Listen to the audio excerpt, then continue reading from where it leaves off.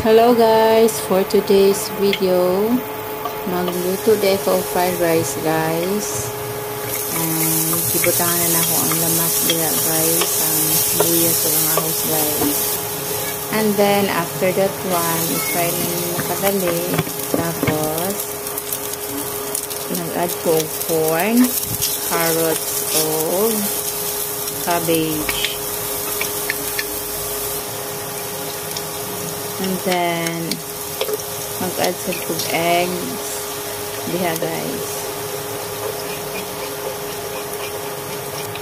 Una itong style sa itong fried rice guys. Kaya ang mga bata, dili sila makaon o ka ng dagko ng gulay. Yan akong ginabitang maunang.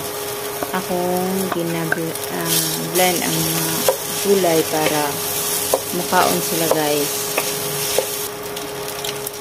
And then, gibutangan ako siya mga seasonings guys. Toyo, nag-sarap ang sauce. Mix nyo mo siya kadali guys para di kayo ma-luto pag-ayo ang vegetables.